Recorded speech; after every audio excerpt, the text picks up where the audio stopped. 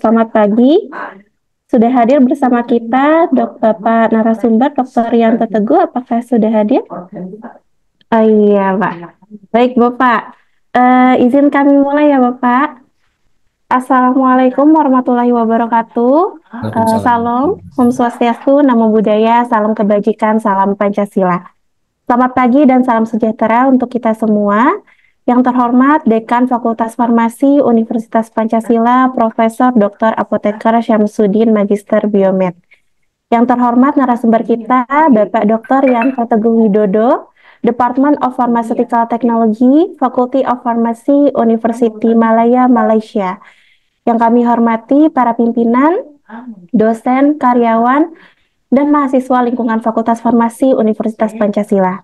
Kami ucapkan selamat datang dan bergabung kepada seluruh peserta International Guest Lecture yang berbahagia. Perkenalkan, nama saya Safira, dosen Fakultas Farmasi Universitas Pancasila yang akan memandu pada kegiatan pada pagi hari ini.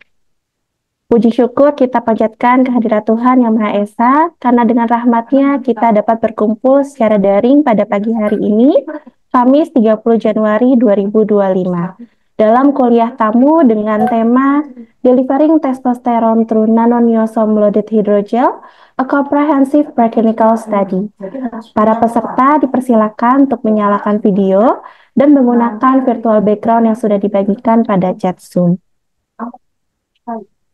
Bapak Ibu peserta yang kami hormati, adapun susunan acara pada hari ini adalah sebagai berikut. Kita awali dengan pembukaan menyanyikan lagu Indonesia Raya dan Himne Universitas Pancasila. Kemudian akan dilanjutkan dengan sambutan dari Dekan Fakultas Farmasi Universitas Pancasila, penyampaian materi, diskusi, serta penutupan. Baik, sebelum memulai acara ini, marilah kita menyanyikan lagu kebangsaan Indonesia, Indonesia Raya, yang dilanjutkan dengan Himne Universitas Pancasila. Hadirin dipersilakan mengikuti dari tempat masing-masing.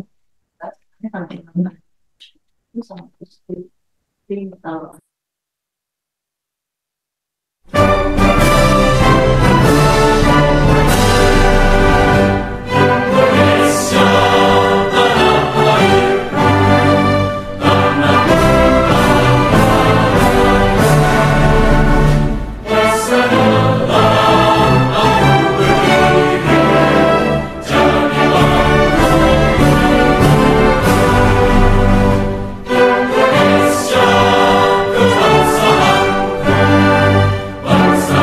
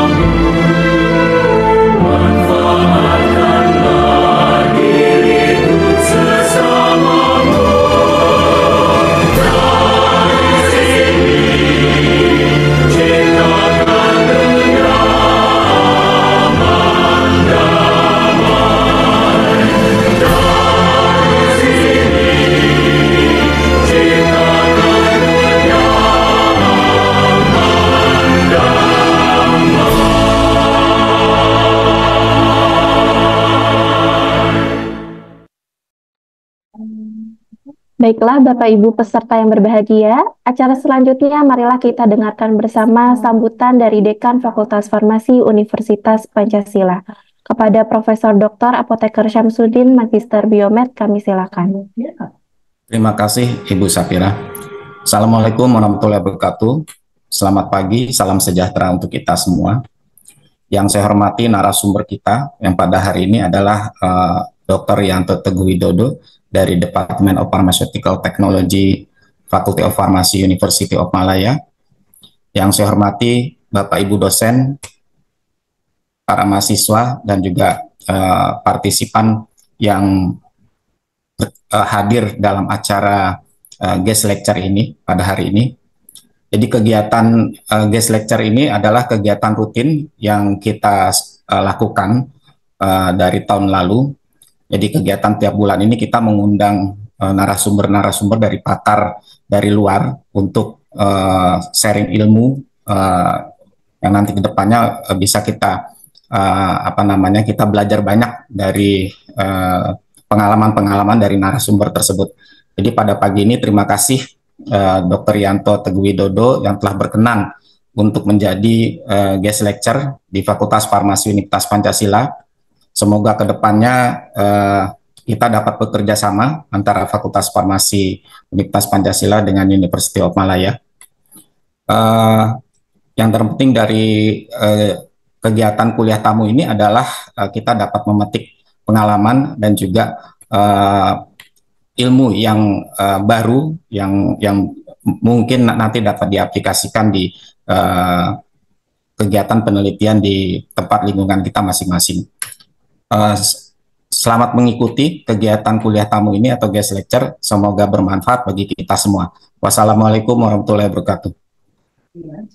Waalaikumsalam warahmatullahi wabarakatuh. Terima kasih kepada Bapak Dekan.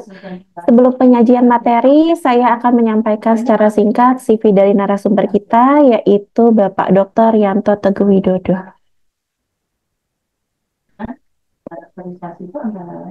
Bapak Dr. Yanto Teguh Widodo, beliau merupakan dosen dan peneliti di Department of Pharmaceutical Technology, Faculty of Pharmacy, University Malaya, Malaysia. Beliau menempuh pendidikan sarjana dan master di Institut Teknologi Bandung, Indonesia, dan dilanjutkan dengan studi doktoral di University Malaya, Malaysia. Penghargaan, penelitian, publikasi baik nasional dan internasional di jurnal ilmiah, buku, proceeding dari beliau tentunya banyak sekali. Beliau juga aktif dalam mereview naskah ilmiah di beberapa jurnal internasional dan aktif dalam menghasilkan lulusan sarjana, master maupun PhD di University Malaysia. Sudah bergabung bersama kita Bapak Dr. Yanto. Panitia mungkin bisa dipin. Ya, terima kasih. Iya, Bapak. Selanjutnya, sesi utama dari Bapak Dr. Yanto akan menyampaikan materi dengan tema Delivering Testosterone Through Nano-Niosome Loaded Hydrogel, a Comprehensive Preclinical Study. Kemudian nanti kita akan lanjutkan dengan sesi diskusi dan tanya jawab. Dan untuk audiens yang ingin bertanya, dipersilahkan menuliskan pertanyaan di chat Zoom, atau nanti bisa bertanya langsung, tinggal raise hand terlebih dahulu. Kepada narasumber kita, Dr. Yanto Teguh Widodo, kami persilakan. Oke, selamat pagi. Assalamualaikum warahmatullahi wabarakatuh. Oke. Ibu boleh mendengar suara saya? Sudah terdengar jelas, Pak. Oke. Terima kasih. Pertama-tama saya mengucapkan terima kasih kepada Fakultas Farmasi Universitas Pancasila Jakarta yang telah memberikan kesempatan kepada saya untuk sharing pengalaman dalam research, khususnya dalam bidang pharmaceutical technology, drug delivery, dan formulation. Ya. Saya juga mengucapkan terima kasih kepada Bapak Dekan, Bapak Prof. Syamsuddin, yang telah mengundang saya. Ya, kami baru saja berkenalan sebenarnya, tapi sudah nampak akrab sekali ya. Ya, terima kasih juga Bapak Kelvin ya, Bapak Kelvin, alumni Universitas Pancasila Fakultas Farmasi yang telah menyebatani program ini. Ya, oke, so terima kasih banyak lah ya. Oke, oke. Sebelumnya saya telah diminta oleh Ibu Rista ya, kalau tak salah ya. Oke, oke. Apakah Dokter comfortable membagi apa kuliah tamu ini dalam bahasa Indonesia? So saya jawab tentu, kenapa tidak? Saya pun orang Indonesia. Oke. Pasti ingat ya Pak ya. Oh ingat, tak akan lupa. Oke. Kenapa tidak? Ini saya pun orang Indonesia, jadi boleh-boleh saja. Ya, hanya mungkin saya minta maaf, sebab saya sudah lama tinggal di sini di Malaysia sini, jadi mungkin bahasa saya kurang apa ya namanya, sebab bahasa Malaysia dengan bahasa Indonesia itu serupa tapi tidak sama ya. Jadi mungkin nanti tercampur-campur ya. Ya, jadi mungkin tercampur-campur ya, jadi mungkin sedikit bahasa Inggris juga ya, kadang sukar untuk diterjemahkan ya ke dalam bahasa Malaysia atau bahasa Indonesia. Oke. Aman Pak. Oke, ya terima kasih. Alright, oke, jadi materi yang saya sampaikan ini adalah beberapa salah satu penelitian yang kami lakukan dalam grup penelitian saya, ya, oke, tentunya dalam bidang drug delivery, ya, pharmaceutical technology and drug delivery. Oke. Sebenarnya di samping nanoteknologi drug delivery, grup riset kami juga melakukan research penelitian antara lain phytomedicine, kemudian kita ada juga excipient development, ya, and also industrial pharmacy dan sebagainya. Oke. So dalam topik ini saya pilih topik delivering testosterone through nano-newsome loaded hydrogels through comprehensive clinical study. Ya, jadi dalam penelitian ini kami grup penelitian kami telah melakukan penelitian cukup lengkap sebelum kami melakukan percobaan klinikal, ya, percobaan clinical study. So this is actually very comprehensive clinical study. We have done everything. We have done evaluation in vitro and in vivo, and in fact we have done also eksperimen percobaan dalam animal, ya, dalam hewan, ya, hewan atau binatang, ya. Oke.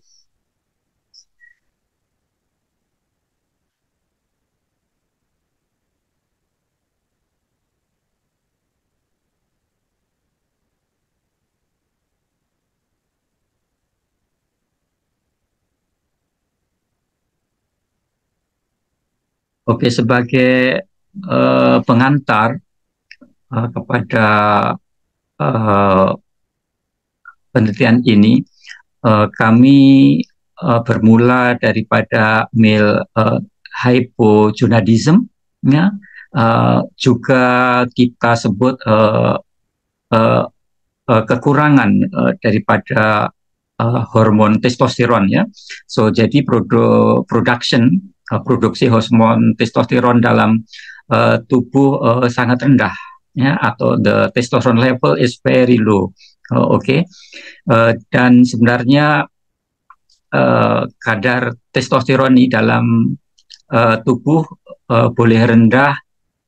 Ini boleh terjadi ketika masih dalam bayi lagi ya, from the baby, ya, from the small. Dalam anak-anak juga boleh terjadi, kemudian dalam orang dewasa juga boleh terjadi. Ya, so apa yang terjadi kalau level kolesterol ini sangat rendah ketika masih dalam bayi lagi, ya, masih dalam baby tadi. So kadang-kadang kita sangat apa itu salah atau kurang pasti untuk menentukan apakah jenis kelamin ini perempuan atau laki-laki. Ya, sebenarnya laki-laki tapi seperti perempuan. Kadang seperti itu sebab kadar kolesterolnya itu terlalu rendah, ya, seperti itu. Kemudian dalam masa remaja misalnya, anak-anak, kalau level kolesterol itu rendah, dia perkembangannya akan terganggu, ya, masa pubertas, ya, pubertinya sangat terganggu, ya. Jadi lama, mungkin umurnya sudah bertahun-tahun, harusnya 15, 16 atau 17 tahun sudah nampak dewasa, tapi karena testosteronnya rendah, dia masih seperti anak-anak. Ya, Mas itu. Kemudian untuk orang dewasa, kalau mengalami hypogonadism ini, pastinya banyak sekali gangguan-gangguan, ya, masculinity-nya dia akan terganggu, ya. Dia nampak tidak maskulin, ya, kurang nampak tidak maskulin. Oke. Kemudian badan dia kadang tuh tidak atletis, ya, mungkin badan dia tidak atletis, kurang maskulin, kurang, ya, kita sebut mungkin kadang gendut, ya, atau gemuk atau macam itu, ya. Tidak nampak elok lah, ya. Dan juga tulang kadang mudah sekali patah, ya, low bone density-nya. Okay, low bone density. So kadang juga kurang energetik, lemah, ya, sebab testosteron dia rendah. Okay. Jadi clinically, secara klinikalnya, kalau mengalami orang patient atau pesakit mengalami gejala-gejala ini, simptom seperti ini, mungkin kita perlukan hormon terapi, ya, hormon replacement terapi. Dalam hal ini, of course, tentu saja testosteron replacement terapi. Okay, ya. So sebab badan sudah tidak lagi mampu menghasilkan testosteron secara normal. So jadi kita perlukan pengganti, ya, terapi pengganti. Sebenarnya produk di marketnya, di pasaran, produk dalam pasaran sana sudah ada, sudah ada, seperti dalam bentuk oral, ya, dimakan, oral preparation, tapi ada beberapa kelemahan. Seperti inactive and undercorrected liver metabolism, ya, so cepat sekali tidak aktif, sebab juga mengalami first pass effect, ya, first pass effect, under degradation by the liver, dan juga injection, ya, secara disuntik, ya, disuntik secara suntikan, ya, disuntik. Yang ini yang paling populer sebenarnya, ya, sampai sekarang masih disuntik, ya, khususnya kalau memerlukan efek yang cepat, ya, biasanya diberikan secara suntikan. Tapi pastinya ada side effect-nya, banyak orang yang tidak suka disuntik, ya. Itu sebenarnya from the aspect of the technical saja sebenarnya nih, ya. Banyak orang yang tidak suka disuntik sebab painful, ya, dan juga memerlukan profesional, ya. Tidak banyak orang yang boleh menjuntik dirinya sendiri, ya. Oke, perlu profesional. Kemudian ada juga transdermal patch, ya, transdermal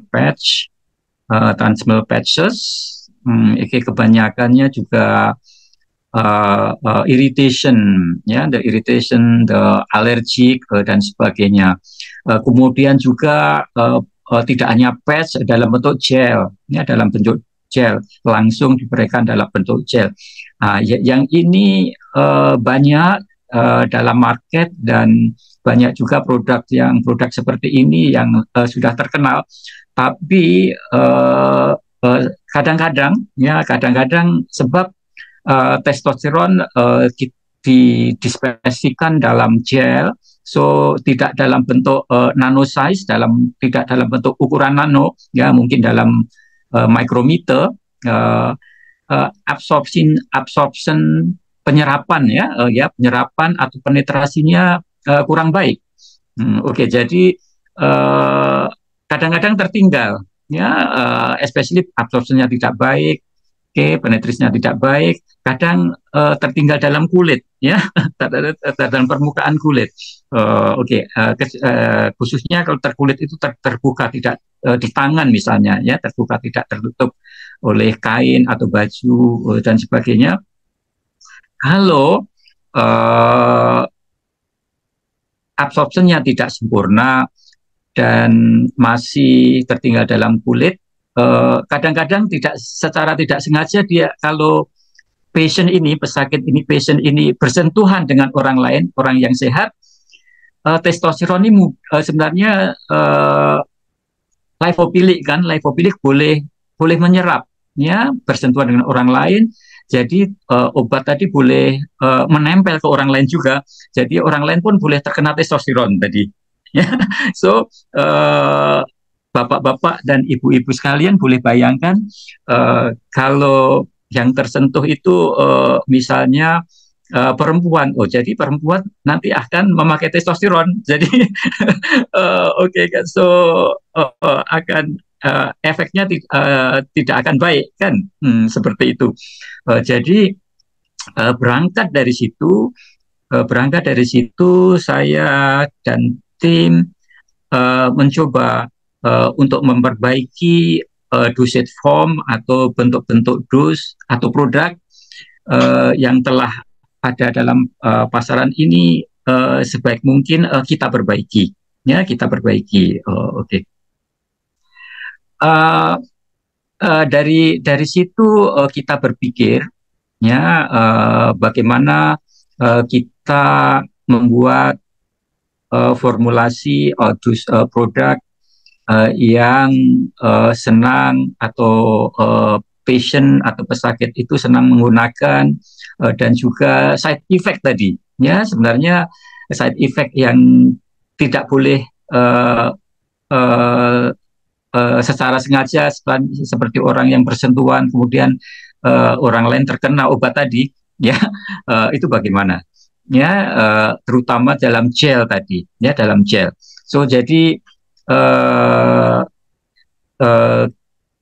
tim kami ada ide, oke, bagaimana kalau kita kecilkan particle size itu. Ya, so berangkat dari situ, oke, kita buat dalam bentuk nano delivery, ya, nano delivery. So tentu saja testosteron kita buat nano, tidak boleh kita pakai terus, kita harus pakai vehicle, ya, pembawa, ya, kita sebut pembawa, ya. So kita pilih gel dalam ini. Sebenarnya pembawa kita boleh juga dalam bentuk emulsion atau krim, emal gel, ya, sebenarnya ointment in fact, ya. Kami juga ada penelitian juga, ya, kita buat dalam bentuk krim sebenarnya, ya. Oke, tapi bukan testosteron, tapi obat-obat lain, ya, dalam bentuk niosum tapi loaded in the cream, ya, dosage form. Oke, so kita pilih niosum, Ya, so Neosome of course actually nano carriers, ya, pembawa dalam ukuran nano, ya. So Neosome sebenarnya adalah pembawa, ya, just the drug carrier, pembawa obat sebenarnya. Oke. Kita sebelum memulai dengan Neosome, ya, kita coba dengan polymeric nanocarrier sebenarnya. Ya, kita coba menggunakan polymeric nanocarrier, tapi resultnya, hasilnya tidak memuaskan, ya, memuaskan, entah kenapa, ya. Mungkin perlu penelitian lanjut, entah kenapa yang saya menggunakan polimer itu susah untuk mendapatkan dalam bentuk ukuran nano, ya, kurang daripada 100 mikrometer tuh agak susah, lama, ya. So mahasiswa S3 saya, mahasiswa doktoral saya selalu gagal. Saya tak tahu kenapa. Oke. Ya, oke. Kalau macam ini, kalau seperti ini, coba kita ubah dalam bentuk lain. Ya, saya usulkan dalam bentuk Neosome, ya, dalam bentuk Neosome. Sebab apa? Pengalaman saya, Neosome ini formulasi dia bisa dibuat sesederhana mungkin. Kemudian the impact dalam penelitian kalau kita buat upscaling, ya, upscaling sebenarnya banyak sekali nano delivery, lipid nano delivery, kemudian polymeric delivery, liposome, etosome dan sebagainya. Neosome ini pengalaman saya lah, ya, pengalaman saya, kalau kita buat upscaling, ya, upscaling lebih senang, lebih mudah, ya. Oke, tidak lebih senang, lebih mudah. Oke, kemudian juga lebih stabil, ya, more stable as compared to the others, ya, lebih stable, ya, lebih stabil. Oke, dan juga kebocoran tuh, leaking dia, kebocoran itu sangat rendah kemungkinan. Ya, so dari sini kita pilih Neosome, Neosome delivery. Apa itu Neosome? Ya, Neosome sebenarnya adalah nanovesicles, ya, the vesicle dalam ukuran nano with a bilayer structure. Oke, dengan struktur double layer, bilayer. Dibuat daripada non-ionic surfactant, ya, surfactant bukan ionik, dan kolesterol, ya. So sebenarnya itulah Neosome. Itulah Neosome. Jadi Neosome komposisinya terdiri daripada kolesterol dan surfaktan, bukan ion. So ini bentuk struktur daripada Neosome, ya, bilayer. Surfactant, seperti kita tahu, surfactant adalah salah satu molekul di mana dalam satu molekul ada hidrofobik fungsional atau hidrofobik group dan hidrophilic group, ya. So kalau kita gabungkan akan terbentuk seperti ini. Sebenarnya hampir sama seperti micelle, ya, micelle. Kalau micelle hanya satu, ya, one layer, kalau yang ini 2 layer, ya. So 2 layer. Kelebihannya daripada Neosome ini boleh bisa, ya, bisa membawa obat apa itu hidrofilik, ya, dan hidrofobik, ya, atau neutral, ya, netral, ya. So boleh dipakai dalam Neosome sini, ya, boleh di-loadkan di bawah, di-loadedkan dalam Neosome di sini, ya. So kalau kita punya obat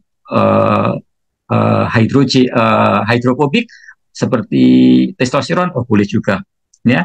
Hidrofilik, vitamin C, ya, vitamin C, ya, ya. Ascorbic acid, vitamin C, seperti dalam kosmetik, kalau kita tambahkan untuk buat Neosome, kita ingin antioksidan dengan vitamin C, boleh juga, ya, pakai Neosome, ya. Nah, so seperti ini Neosome. So actually sebenarnya ini adalah layers, ya. Oke.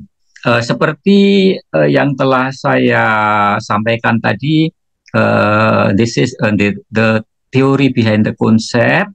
Oke, kenapa kita kita konvertkan dalam bentuk nanosize, ya, seperti yang telah kita ketahui, nanosize ukuran nano, ya, ukuran nano 100 biasanya 100 mikrometer ke bawah, nano mungkin juga dalam 400, 300, 200 seperti itu, mikrometer.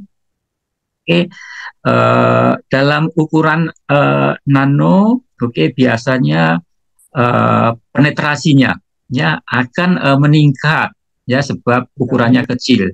Ya, dalam pori-pori itu dia akan masuk, akan penetrate, ya. Kalau penetrasinya tinggi, ya, so tentu saja absorpsinya penyerapannya akan meningkat. Kalau absorpsinya meningkat, bioavailability-nya juga akan bagus, ya.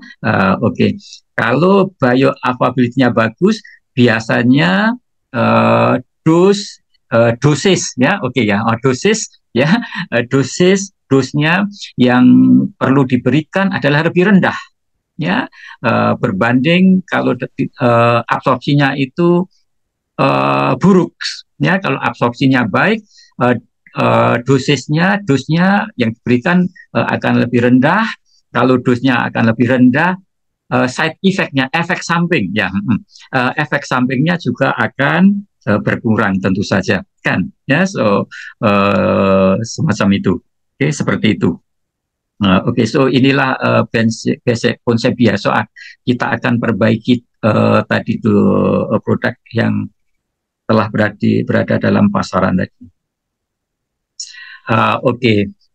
Jadi ini cara metodologi, ya, yang kami pakai untuk membuat neosome.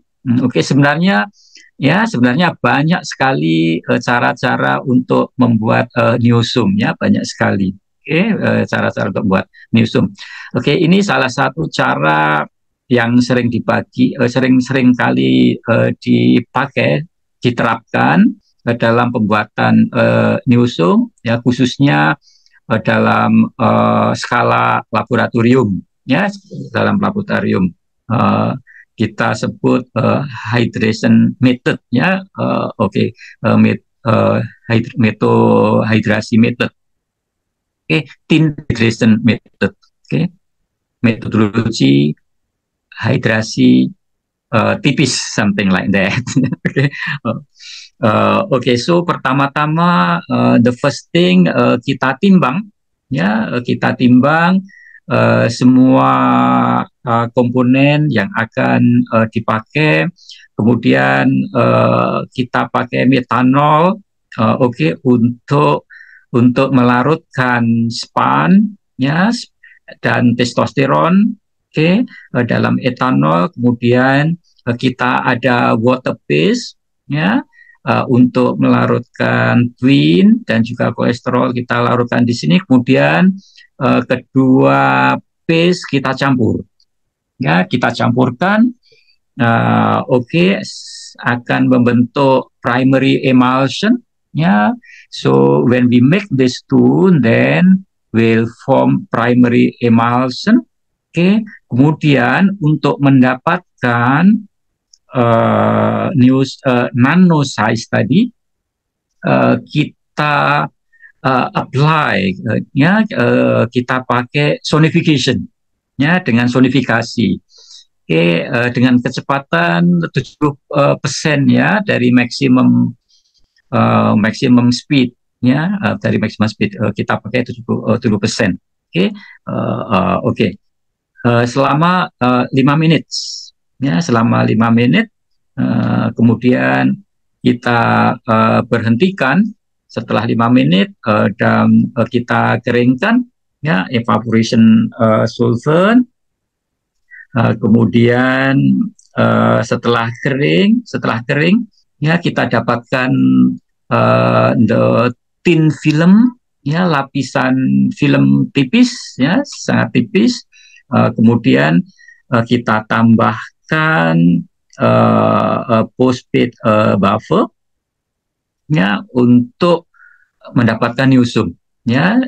Setelah ada film tipis tadi sebenarnya itu adalah newsroom sebenarnya.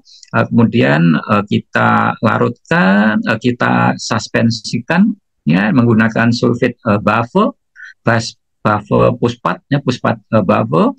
Kemudian kita keringkan dengan freeze drying, ya, freeze drying selama kurang lebih 24 jam, dan kita dapatkan newsroom yang kering, ya.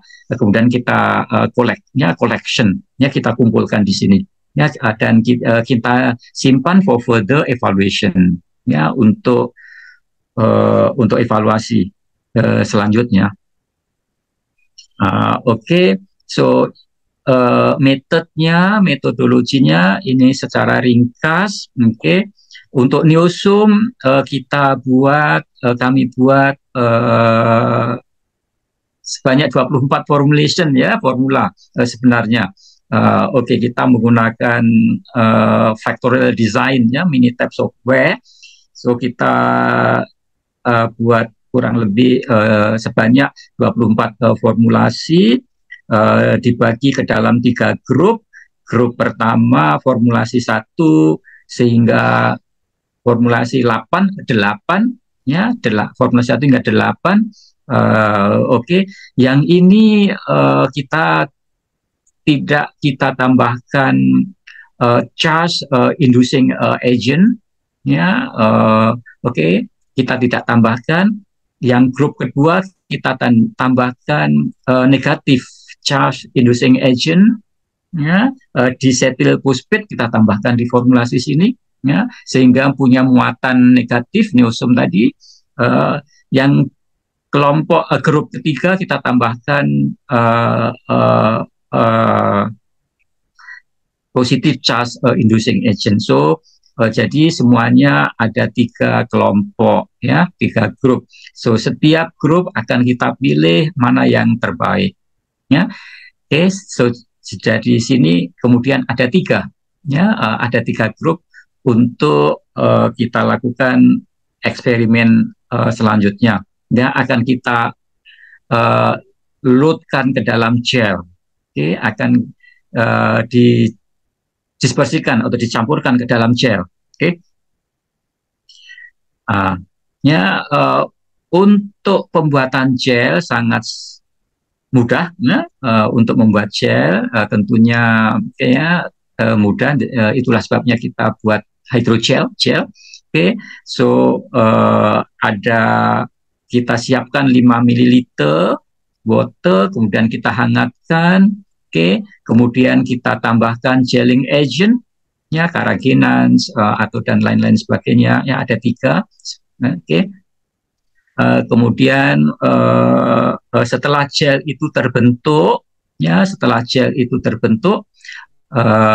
dan sedikit kita dinginkan, ya, terbentuk, oke. Kemudian kita tambahkan newsroom tadi, ya, kita tambahkan newsroom, dan akan kita dapatkan nano newsroom loaded gel, ya, nano newsroom testosterone loaded gel, oke. So ini kita sebut hydrogel containing testosterone newsroom tadi, ya, yang ini, oke. Alright, yang ini yang gel tadi, ya, dari 3 gel tadi, oke. Kita menggunakan 3 jenis gelling agent sebenarnya, ya. Kita menggunakan 3 jenis gelling agent, oke, yang tidak kita tambahkan dengan muatan tadi, ada 9, oke. Yang ini pun ada 9, oke, 9. Kenapa 9? Sebab setiapnya ada 3 jenis, ya, 3 jenis gelling agent tadi, Oke, so semuanya ada 9, 27. So dari setiap grup kita ambil satu yang paling baik, setiap satu paling baik, setiap satu paling baik. Ya, kita ambil dari situ. Ya, inilah komposisinya. Ya, komposisi daripada niosum formulasi. Oke, so testosteron concentration semuanya sama 1%. Oke. Dan kita buat modification untuk span dengan twin. Oke, this is non-ionic surfactant, ya, surfaktan non-ionic just now. Kemudian ada kolesterol, ya, kita desain as such.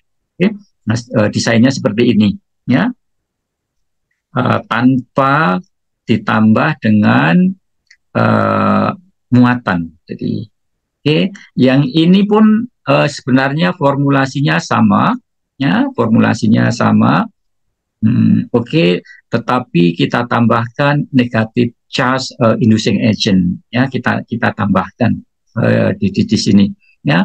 Testosteron 1% sebab kita mengikut dosis dia atau mengikut produk yang ada di pasarannya sebanyak 1%, ya. Kemudian formulasi yang ketiga sama juga, ya. Formulasinya hanya perbedaannya kita tambahkan positif inducing agent, ya. Oke. Alright. Oke, yang ini pula gel tadi, ya, yang gel tadi, the composition of the gel, ya.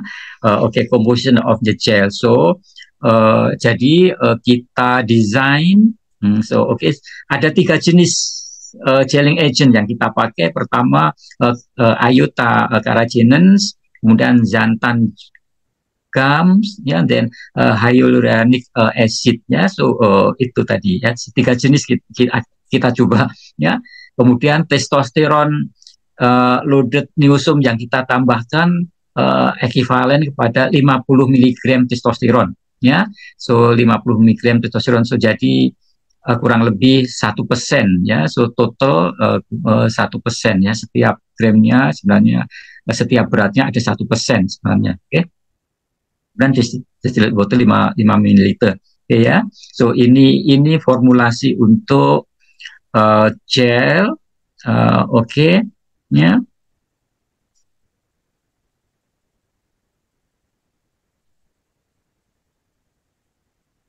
Kemudian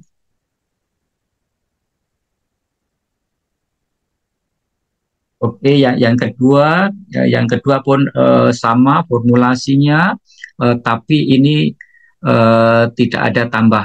Yang ini kita tambahkan negatif inducing agent, ya. Kita tambahkan tanpa inducing agent dengan kita tambahkan negatif. Kita tambahkan negatif dan kita tambahkan yang positif inducing agent. Oke, ya. So itu metodologi how to prepare niosum and also how to prepare gel as well as how to prepare niosum loaded into the hydrogel, ya. Oke. Evaluation, ya, evaluasinya untuk niosum tadi, ya, evaluasi niosum meliputi particle size dan zeta potential, polydispersity index, entrapment efficiency, dan juga loading capacity, ya. Particle size, zeta potential, polydispersity kita menggunakan zeta size, oke, zeta size. Entrapment efficiency, percent loading capacity, kita menggunakan SPLC, high performance chromatography gas, ya, SPLC, chromatography, high performance liquid chromatography cair, ya. Dan juga sebenarnya kita coba juga menggunakan UV spectrophotometer ya untuk entrapment efficiency loading capacity ya, kita menggunakan dua-dua untuk membandingkan mana yang lebih baik sebenarnya ya.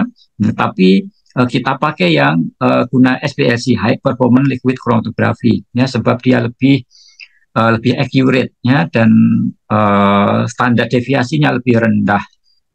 Oke, so kalau kita lihat particle size ya, ukuran partikel di sini sebenarnya sudah kita dapatkan dalam nano size, ukuran nano ya, sebab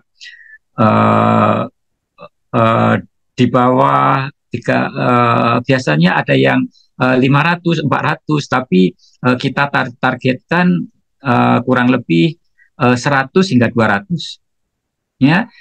Sebenarnya ukuran nano lebih kecil lebih baik sebenarnya, tapi untuk hal yang ini, untuk testosteron kita inginkan 100, kurang lebih 100 hingga 200 ya. Walau sebab apa, kenapa di 100 hingga 200, kalau terlalu kecil di bawah 50 nanometer dia boleh able to pass through to the blood barrier, brain blood barrier, boleh menembusi barrier otak tuh ya. So obat tuh boleh masuk ke dalam otak. So theoretically kalau obat tuh berukuran 50 nanometer dia boleh menembus dalam otak. So untuk amannya, untuk lebih amannya, janganlah di atas 50, 100, oke 100 ya. So kita buat 100 ya.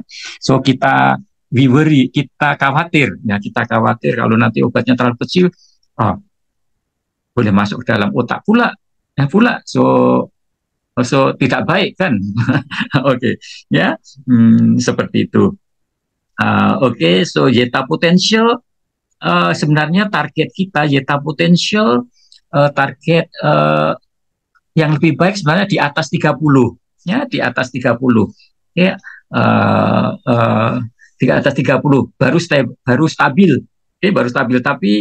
Tapi kita lihat di sini terlalu kecil ya, paling tinggi 19 nih ya, 19 formulasi 5. Oke, so kecil lah nih ya, kecil. Oke. Kemudian entrapment efficiency dia boleh juga ya, tidak terlalu rendah sangat ya, boleh tahan juga nih ya, boleh oke juga lah.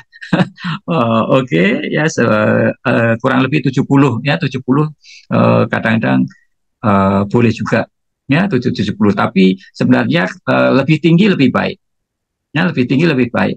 Oke.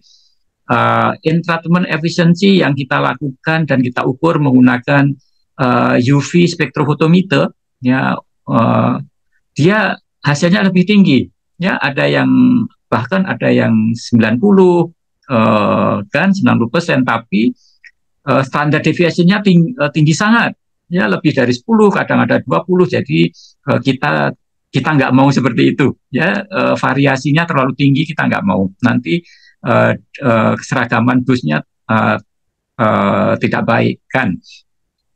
Dan loading capacity adalah berat obat yang ada, amount of drug available dalam jumlah obat itu. Jadi misalnya kalau gelnya 1 gram, berapa persen? Ada 23.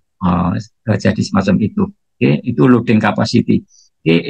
Entrapment efficiency, jumlah obat yang boleh terjerat ya, kalau kita tambahkan 1 gram, berapa sebenarnya obat itu yang boleh masuk dalam newsroom, seperti itu. Loading capacity, berapa obat itu ada dalam sejumlah obat yang diberikan itu ya, seperti itu ya, loading capacity.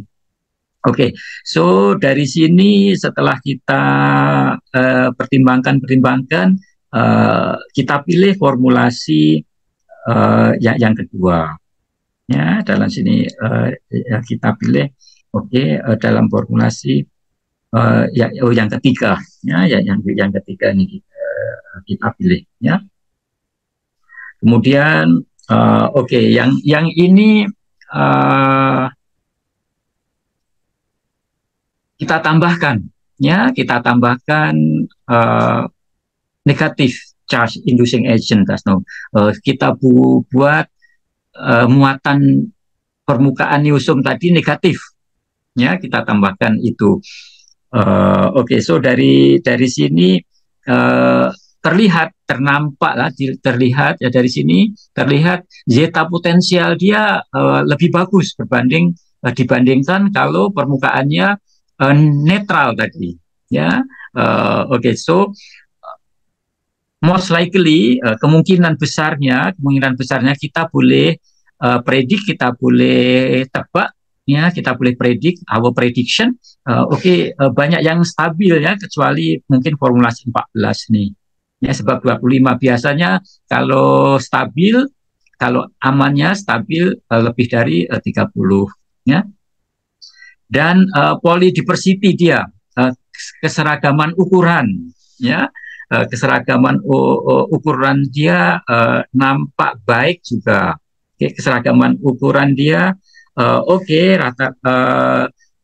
sebagai patokan, sebagai ukuran, keseragaman ukuran ini biasanya kalau baik di bawah 0,3, ya, 0,3, ya, lebih baik, ya. Kalau polydiversity index 1, ya, semakin dekat dengan 1 semakin tidak baik, semakin dekat dengan 0, semakin dekat dengan 0 semakin baik, ya. Jadi 0,22 lebih baik, ya, lebih seragam dibanding 0,56. Oke, so jadi kalau kita lihat dari sini, ya, kita pilih formulasi 11, ya, sebab pada akhirnya nanti kita ingin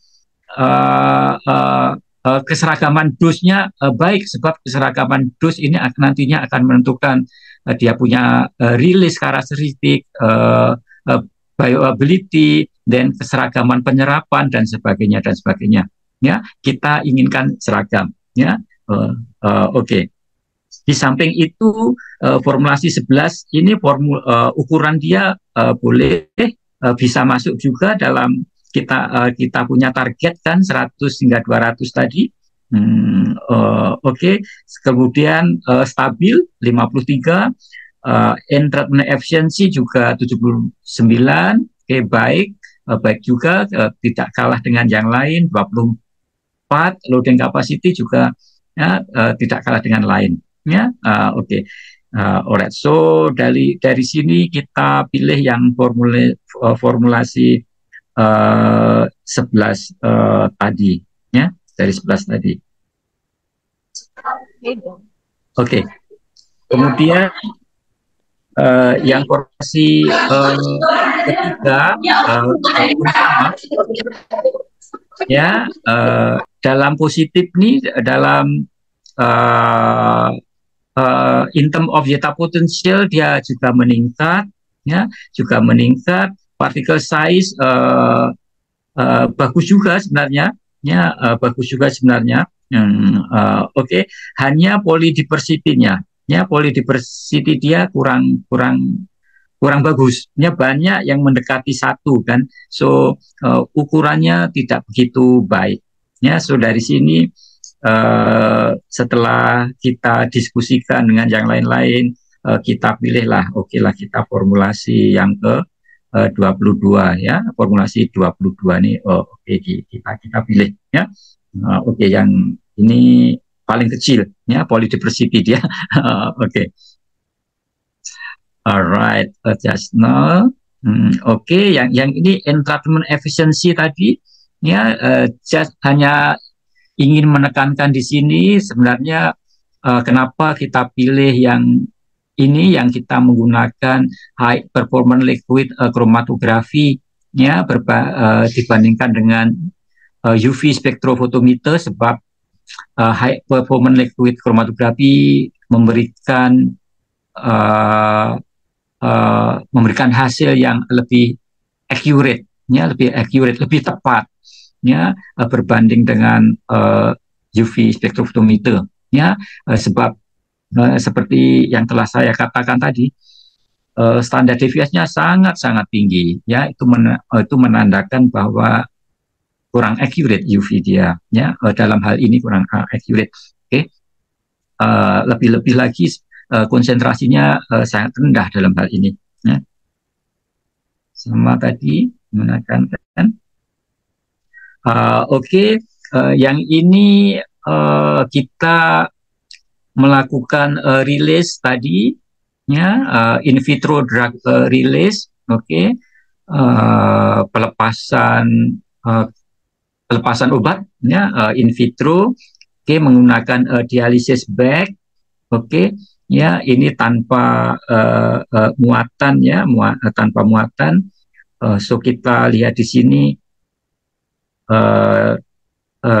rilis dia cukup rendah, ya, cukup rendah, tapi boleh mencapai 90% lebih nih, ya, dalam 24 jam, ya, dalam 24 jam, dalam 12 jam hanya kurang lebih 60%.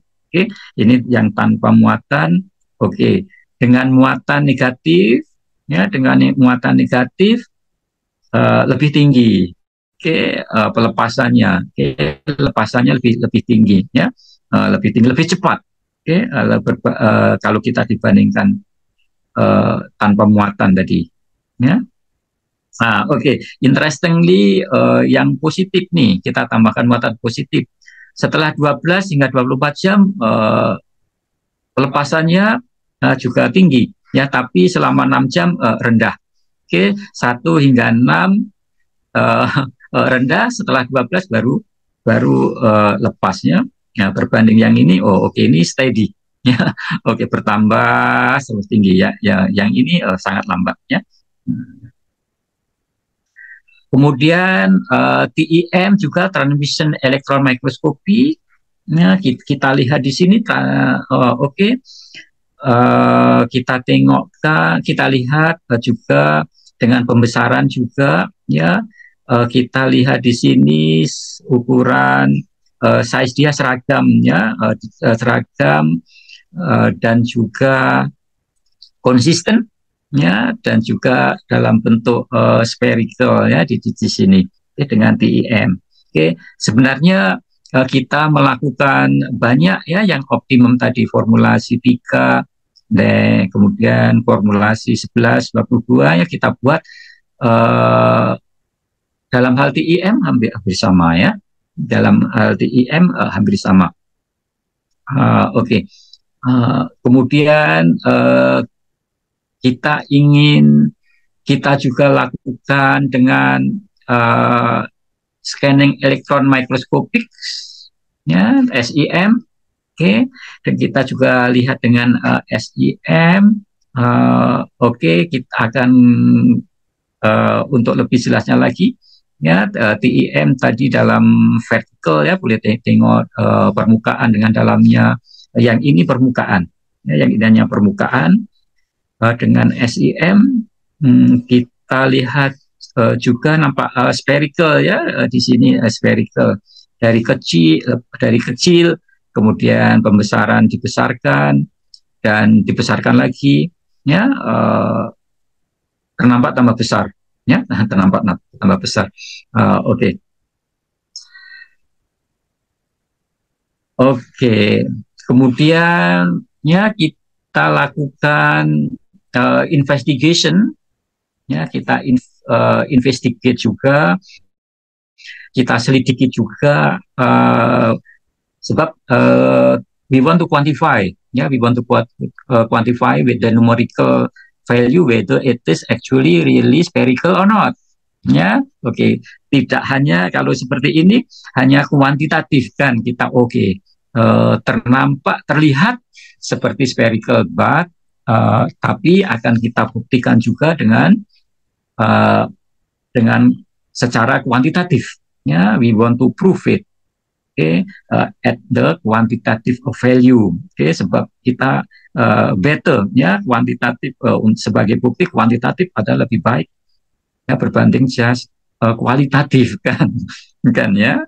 So secara kuantitatif, ya, sebenarnya mudah saja untuk membuktikan apakah bentuknya spherical atau bukan, ya spherical atau bukan spherical. Oke, so hanya membandingkan diameter sebenarnya. Ya, kita bandingkan saja diameter. Ya, kita bisa ambil seperti dalam micromirroring kan, how to measure the particle size, actually how to determine the shape of the particle kan. So kita ambil di sini diameter yang terpanjang, kemudian diameter yang paling rendah, ya paling pendek, ya kemudian dibandingkan, ya kita bandingkan, oke. Kalau ya di bawah 0,05 K bermakna spherical, ya kalau semakin rendah semakin spherical, ya semakin mendekati kosong semakin spherical, hasilnya 0,02. Oke, jadi kita simpulkan, kesimpulannya adalah spherical. Oke, ya. Kenapa kenapa kita inginkan neosome ini spherical? Sebab theoretically spherical shape bentuk spherical akan mempunyai minimum surface area. Oke, ya, akan minimum. Oke. Alright, ya. Kita juga investigate dengan menggunakan FTIR, ya, Fourier Transform Infrared Spectroscopic, ya, inframerah, infrared spectrophotometer, kita gunakan untuk membuktikan apakah neosome itu terbentuk atau tidak. Ya, kita bisa menggunakan cara ini. Oke. Kalau kita lihat spektrum, ya spektrum, ya so jadi pertama kali kita lakukan secara individual, ya, oke, secara individual satu demi satu komponen dalam formulasi tersebut kita lakukan infrared evaluation, investigation, ya kita tentukan. Oke, kalau kita lihat di situ, ya peaks-nya, ya peaks atau puncak-puncaknya, ya puncak di sana testosteron ada yang keluar, ada yang tidak, ya ada yang keluar sedikit, ada yang tidak, ya. Sebenarnya dari sini kita boleh simpulkan bahwa neosome ini telah terbentuk. Oke, neosome telah terbentuk. Yang tidak keluar itu sebenarnya testosteron berada di dalam, ya berada di dalam, ya bapak-bapak ibu sekalian, kalau kita lihat struktur daripada neosome tadi kan, ya struktur bilayer kan, ada bilayer. Oke, so ada yang ternampil di dalam. Oke, kalau ada di dalam berarti tidak akan keluar puncak-puncak dari functional groupnya, gugus fungsinya tidak akan keluar. Tapi di situ ada yang keluar juga, ya. Yang keluar tuh sebenarnya testosteron yang berada di permukaan, ya, sebab tidak semuanya masuk dalam struktur tadi. Mungkin selama pembuatan tadi testosteron ya sejumlah testosteron berada dalam permukaan. Itulah sebabnya peak dia ada yang keluar kan, ya testosteron Fourier ini, ya satu nih, ya ada yang keluar, yang lain tidak keluar, ya. Oke, ya tidak keluar. Oke, alright, ya baik. Kita buat juga differential scanning colorimetry. Yeah, we investigate also for this actually this one to determine the compatibility study. Oke, ya, ketercampuran kan, ya ketercampuran. Oke, ketercampuran apakah tercampur atau tidak, boleh dicampurkan atau tidak formulasi ini, ya. Walaupun sebenarnya secara teorinya semua adalah inert, ya, boleh tercampur sebenarnya nih ya, tanpa tanpa DSI dalam semua data literature review, ya, dalam studi pustaka komponen ini sebenarnya boleh dicampurkan, ya, kompatibel. Kompatibel. So sama kita buatkan, ya, kita buat satu persatu, ya, individual chemical, satu persatu daripada komposisi formulasi kita runkan, kita lakukan investigasi dengan DSI, kemudian akan kita dapatkan termogram seperti ini, ya, termogram formulasi 1, 2 kita buat, ya, secara individual, span, twin, ya, dan sebagainya, kolesterol dan sebagainya, ya. Kita lihat di sini, ya, yang puncak dia keluar, ya, puncak keluar. Menandakan dia adalah kompatibel. Testosteron kadang keluar, kadang tidak. Di sini sebenarnya ini bukan berarti tidak kompatibel.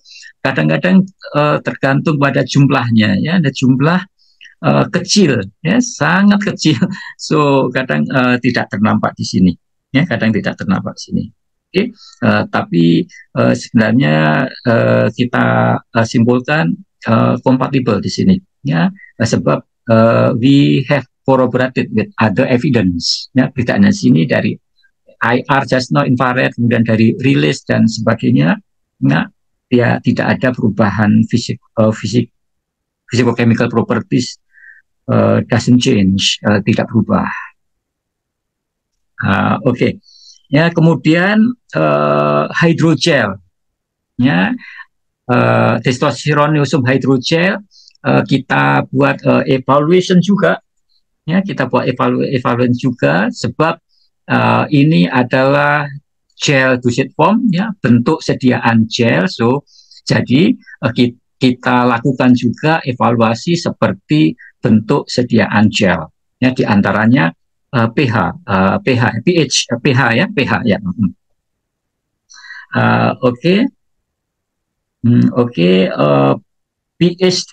dia boleh diterima, ya, sebenarnya dengan pH kita punya kulit, ya, sebenarnya pH kita kulit 5 hingga 6 atau 5 hingga 6 lebih sedikit lah, ya, 5 hingga 6 lebih sedikit, ya, lebih sedikit, ya, pH dia lebih sedikit.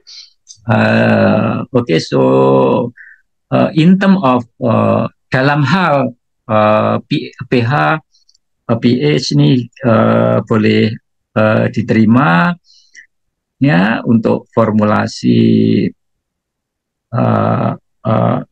G1 hingga G9. So dari niosum tadi formulasi 3 kita buat dalam bentuk gel, kan, ya, ada 9. Kemudiannya ya, kita tambahkan negatif, ya,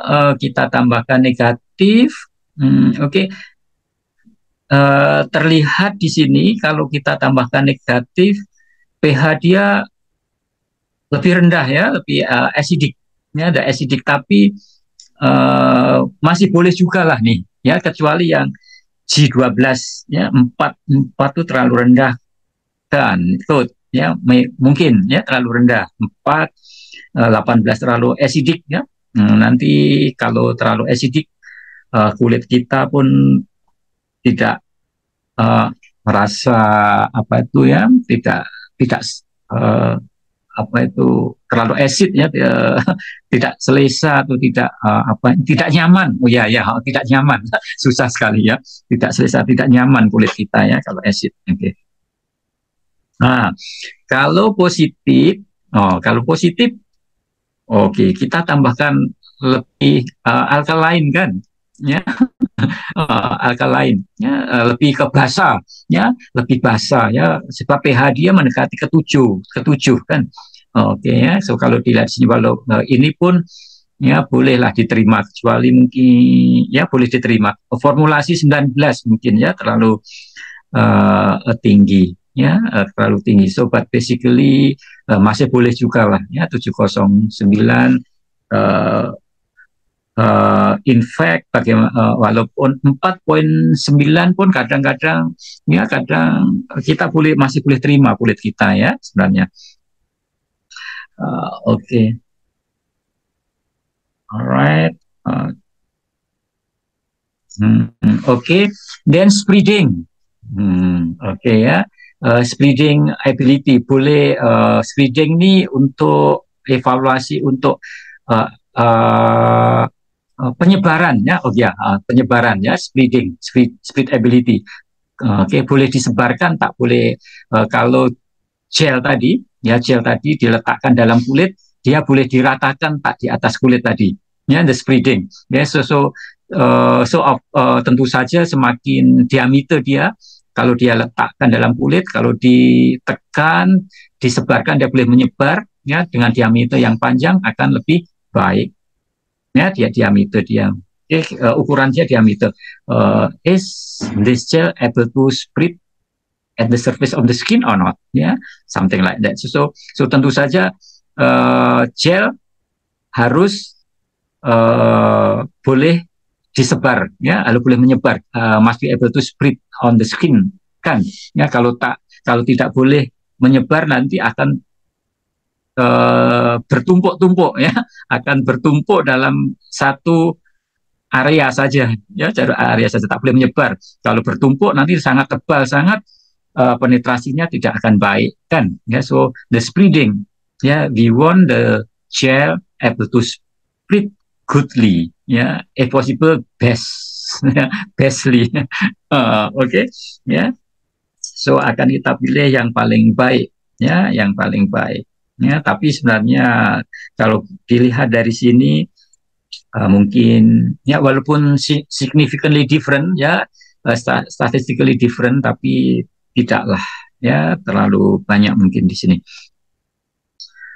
Oke, the rheology ya, tidak saya perlihatkan di sini, dia punya rheogram ya, banyak sekali. So basically pada dasarnya thixotropik. Ya, semua tadi thixotropik, ya, thixotropik adalah sifat yang sangat baik ya dalam rheology properties, rheology behavior. Ya, sifat aliran thixotropik ya sangat baik. Kalau kita membuat formulasi semi solid ya, semi solida atau apa, atau suspension, suspensi, emulsi ya, kalau seboleh mungkin thixotropik ya, sebab thixotropik akan banyak manfaatnya ya, stabil, dan juga pesakit atau patient tuh akan senang, akan gembira, akan bahagia kalau akan senang kalau selama memakai ya. Dalam hal bentuk dosage, dalam hal produk dia akan sangat stabil sebab tidak mudah mengendap ya. Tapi kalau kita goncangkan ya, sediaan itu kalau kita goncangkan atau kita spreadingkan, dia akan mudah sekali ya. So jadi pesakit atau pasien itu biasanya senang sekali menggunakan ini ya, akan merasa senang ya. Oke, obat ini mudah untuk digunakan ya, seperti itu. Oke. Dalam segi orang industri, orang di apotek, obat ini stabil, boleh tahan lama ya, akan langsung. Pada dasarnya dari semua formulasi kami dapatkan thixotropik ya, santan gam, hyaluronic jasno ya, kerajinan, thixotropik ya, dalam bentuk rheology tadi.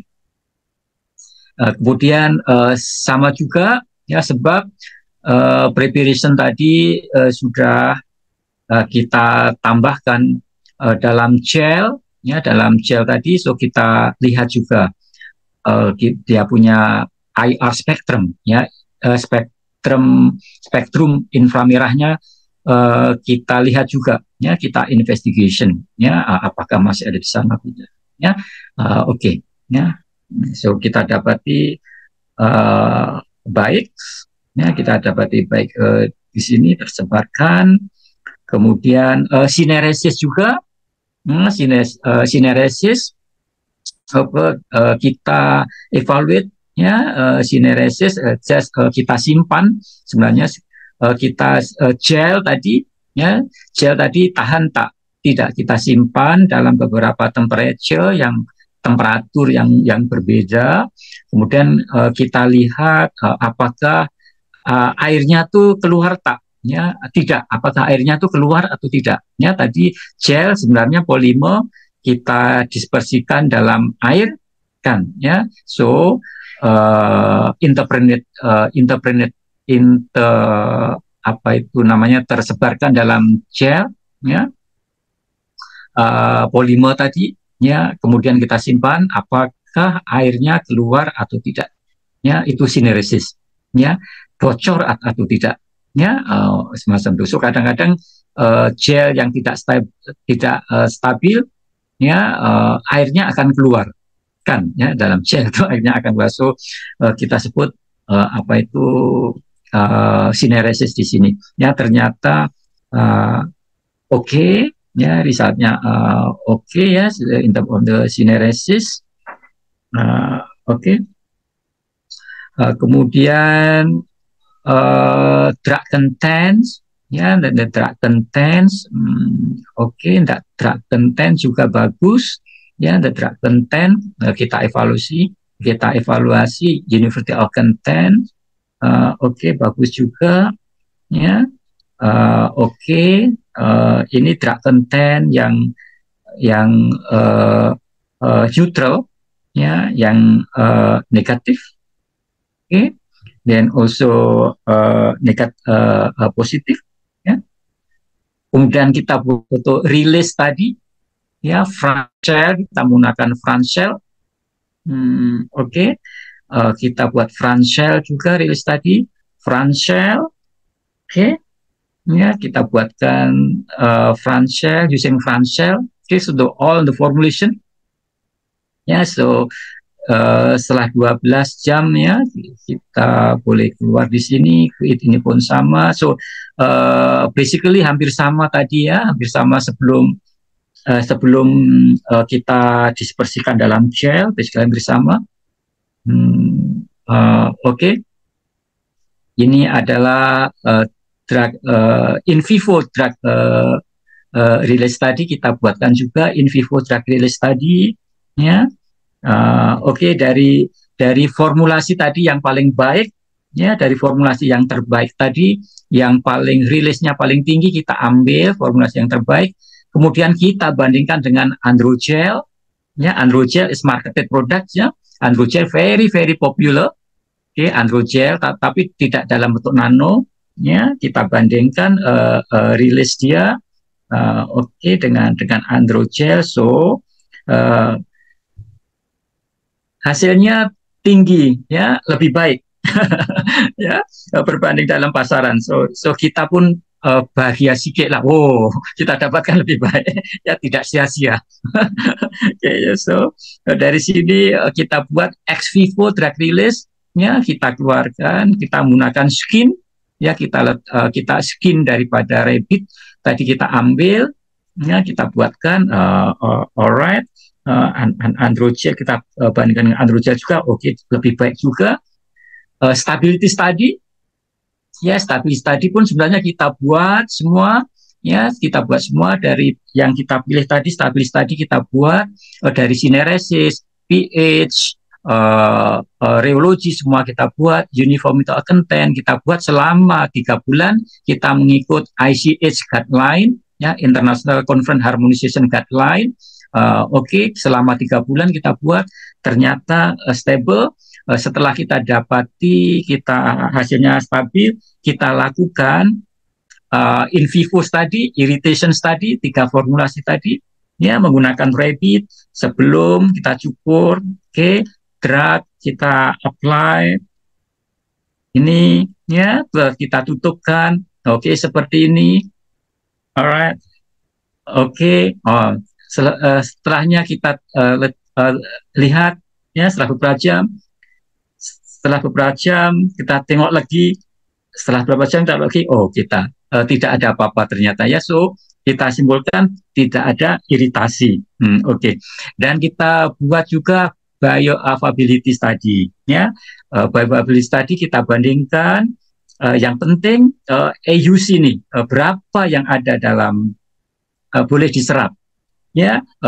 Oke, kita bandingkan dengan androgel ya, ketiga-tiga significantly better ya, improve lah ya, walaupun mungkin ya hanya 3 beja tapi signifikan ya, 32 ya.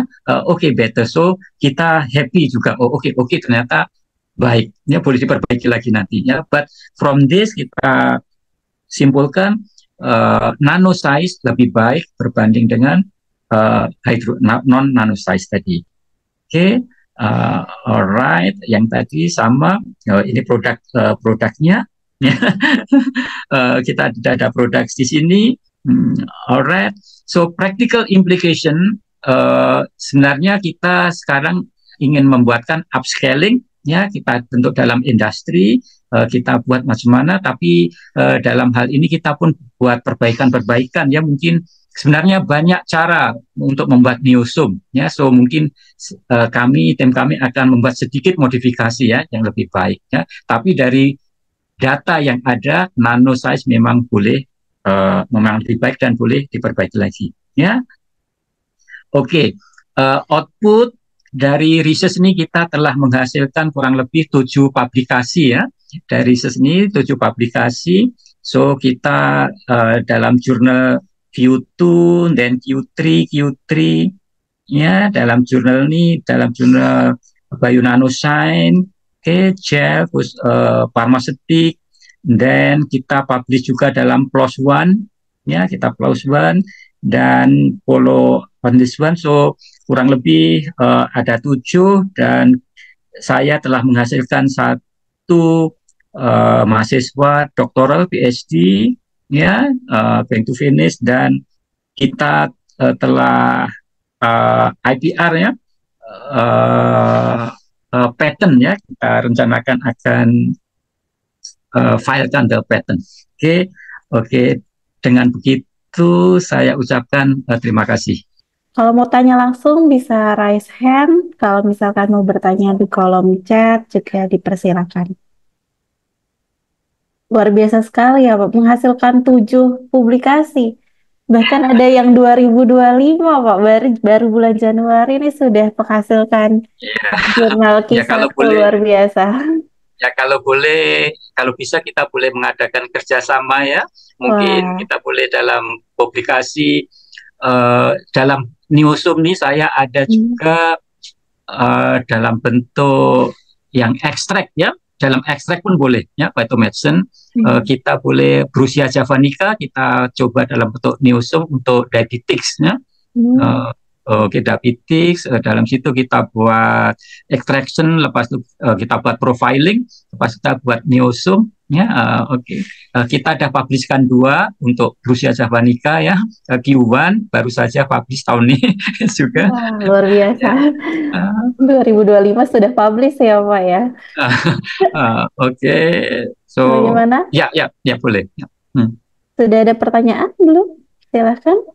Boleh dituliskan di kolom chat atau bertanya langsung mungkin sambil menunggu. Saya tertarik nih ya Pak, karena kan kebetulan saya juga basicnya bidang teknologi farmasi. Tadi Bapak sudah mention ya bahwa kalau pengukuran menggunakan UV itu ternyata berbeda jauh sekali dengan HPLC ya Pak ya. Itu standar deviasinya sampai berapa mungkin itu Pak? Itu ada 50, 20, 60. Jadi itu apa? kurang baik, kurang baik. Harus menggunakan HPLC ya. Ya, HPLC ya. Oke. Kemudian untuk memilih Pak formula yang terbaik, misalkan di sini kan ada banyak ya menggunakan desain faktorial untuk 24 jenis formula. Untuk menentukan yang benar-benar terbaik itu berarti berdasarkan rilisnya ya Pak. Apakah kita melupakan ukuran atau zetanya atau bagaimana, Pak? Ya, ya. Jadi pertimbangannya banyak ya. Jadi dari ukuran tadi sebenarnya kalau semakin kecil semakin baik. Kemudian tapi kita lihat juga zeta potensialnya juga. Dia stabil tak? Tidak. Ya. Kemudian kita lihat juga polydversity-nya. Ya, polydversity-nya rendah atau tidak. Kemudian dari segi reologinya macam mana tadi. Kemudian rilisnya juga, ya. So dari situ kemudian kita buat mana yang paling optimum lah, ya. Kita tentukan dari situ, ya. Pada akhirnya, ya. Dan ternyata yang paling optimum lebih bagus daripada yang sudah komersial. Ya, itulah, ya itu jadi ya sudah mengeluarkan keringat banyak, ada hasilnya. Oke, kita senang juga, bahagia. Rencananya apakah langsung mau dikomersialisasi nih Pak, atau mau ada modifikasi tambahan untuk meningkatkan efektivitas atau seperti rencana mungkin sebab upscaling tentu sebab ini preliminary datanya sudah ada, kemudian ada metode yang untuk industri itu ada yang lebih mudah, so mungkin akan saya ubah bagaimana cara membuatnya, itu mungkin metodologinya akan berubah, ya, berubah sedikit tapi compositionnya akan sama, ya. Jadi mungkin ya tidak akan jauh lah hasilnya dari situ. Baik Pak. Ini ada pertanyaan dari Muhammad Rafi Gaitsa. Assalamualaikum, saya ingin bertanya, apakah kelebihan dan kekurangan jika sediaan farmasi dibuat nano? Mungkin ya, spesifik niosom mungkin ya Pak ya. Kelebihan berbanding kalau tidak dibuat nano maksudnya? Iya betul. Kalau dibuat nano mungkin atau spesifik niosom dibandingkan nanopartikel yang lain mungkin Pak. Oh iya. Seperti tadi saya sudah cerita sedikit ya pengalaman saya, tidak hanya secara teori ya, yang sebenarnya sewaktu saya untuk membuat produk ini, saya tidak menggunakan niosom sebab niosom itu komposisinya terlalu mungkin harus ada surfactant, harus ada kolesterol. Saya berpikir, oke, saya mungkin hanya menggunakan polimerik. Ya, ada polimerik ya, polimerik PLA atau PLGA. Mungkin tuh lebih senang nih, lebih mudah. Ya, bukan lebih senang, lebih mudah. Ya. Lebih murah juga ya, Pak. Ya, kalau kita bahasa Indonesia lebih mudah, bukan lebih senang ya. Kalau di sini lebih senang. So jadi polimer. Kalau polimer ini lebih mudah nih, hanya satu. Kemudian kita tambahkan kita polimer, kita tambahkan testosteron, kemudian kita ubahkan dalam bentuk nano, hanya 2 komponen saja. Tapi ternyata setelah kita buat investigation, susah untuk mendapatkan ukuran nano. Saya itu ada yang lebih student saya, pelajar saya selalu report, oh dokter kenapa nih selalu 500, 1000, kadang 2000 nanometer. Oh saya nggak mau lah kalau maksud itu bukan nano. Kan 2000 itu micromeretic tuh, itu bude itu serbuk itu kan. So itulah kesukarannya ya. So kemudian saya buat literature review. Ya, literature review, that's why kita boleh publikasikan dalam banyak literature review buat niosom kan tadi kan. Saya bandingkan dengan liposom misalnya, liposom dan lipid nano carrier, seperti itu. Saya berpikir agak jauh sedikit, berpikir saya tidak ingin hanya berhenti dalam lab scale, ya skala laboratorium, saya nak industri. So setelah saya banding-bandingkan, ternyata niosom ini lebih mudah ya, lebih sederhana berbanding dengan kalau kita liposom. Liposom tuh dia kestabilan dia, ada kestabilan dia agak bermasalah ya, boleh diatasi, tapi niosom lebih senang lah ya, lebih mudah. Kestabilan lepas itu dalam upscaling biasanya liposom dia banyak membagi kita masalah lah ya. So itulah sebabnya saya pilih niosom tadi ya. Niosom tadi, lipid nano carrier mungkin boleh juga tapi lipid nanocarrier step-stepnya ya untuk how to establish the good carrier itu lebih banyak stepnya. So jadi saya berpikir ini untuk komersial juga ya, komersial nanti memakan waktu yang lama juga ya. So Oxeniosum lah yang itu mungkin kalau ada student yang buat, pelajar yang buat, boleh juga lah untuk on the purpose of the penyelidikan kan. Iya, betul. Itulah ya, itulah sebabnya ya yang bertanya tadi ya. Oke. Baik, mungkin satu pertanyaan lagi ya Pak ya. Ini dari Jihan Diva Hirarieci. Ingin bertanya bahwa tadi menggunakan inducer agent seperti disetil fosfat dan oktadesil amin. Jadi sebenarnya bagaimana Pak pengaruh inducer agent itu terhadap karakteristik dari niosomnya Pak? Apakah sebenarnya penambahan itu membuat lebih stabil, tapi mempengaruhi tidak mungkin ke karakteristik ukuran, sferisitas, dan lain-lain? Ya, seperti yang terlihat dalam data tadi, ya kalau kita lihat, kalau setelah kita tambahkan inducer agent, ya khususnya dalam stabilitas, stabilitasnya, jadi ingat stabilitasnya dalam stabilitasnya, kita lihat zeta potensialnya meningkat jauh lebih tinggi, ya. So kalau kita tidak tambahkan inducer agent tadi, dia rendah zeta potensial, ya. So itulah salah satu tujuannya, ya, untuk meningkatkan kestabilan. Ya, kestabilannya. Entrainment efficiency juga nampak bertambah baik. Ya, setelah kita tambahkan inducing agent. Ya, itulah salah satu tujuannya. Oke, baik. Terima kasih Pak. Sebenarnya masih ada beberapa pertanyaan, cuman karena waktu kita sudah mau habis gitu ya, mungkin kita lanjutkan saja. Nanti mungkin bisa diskusi selanjutnya ya Bapak ya. Boleh kontak-kontak Bapak untuk komunikasi kerjasama selanjutnya. Boleh. Saya selalu email dengan Bapak Samsudin, dengan ini Pak Kelvin berkunjung ke kantor saya. Ya, beliau kan apoteker di Malaysia juga, ya, sama dengan saya. So dia sudah berdatang ke sini, mungkin tidak tahu hari ini mau kemana?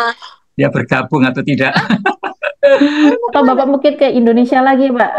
Main Pancasila. Iya, boleh. Bisa. Baik. Mungkin kita masuk ke agenda selanjutnya. Kita ada penyerahan sertifikat secara simbolis kepada Bapak Dr. Rianto Teguh Widodo selaku narasumber kita. Kepada panitia mohon didokumentasikan. Ya, terima kasih banyak Bapak atas keluangan waktunya untuk memberikan kami gitu ya informasi yang luar biasa terkait dengan penelitian Bapak nih terkait dengan niosom ya Pak ya. Semoga jadi kenang-kenangan ya Pak ya. Ya, sama-sama. Terima kasih. Ditunggu di Universitas Pancasila ya Pak ya. Oh iya, boleh. Bila. Oke. Baik, mungkin kita sudah sampai ke penghujung acara. Demikian acara kuliah tamu pada hari ini. Kami mengucapkan terima kasih banyak kepada narasumber kita yang luar biasa, Bapak Dr. Rianto Teguh Widodo, atas paparannya dan materinya. Kemudian kami juga berterima kasih kepada para hadirin yang sudah mengikuti kegiatan acara hari ini sampai selesai. Semoga kegiatan ini berlangsung sesuai dengan yang Bapak Ibu harapkan. Dan jika ada kesalahan selama acara ini berlangsung, kami memohon maaf. Acara ini kami tutup. Wassalamualaikum warahmatullahi wabarakatuh. Selamat siang Bapak dan warahmatullahi wabarakatuh. Terima kasih Bapak Ibu peserta di sini. Assalamualaikum warahmatullahi wabarakatuh.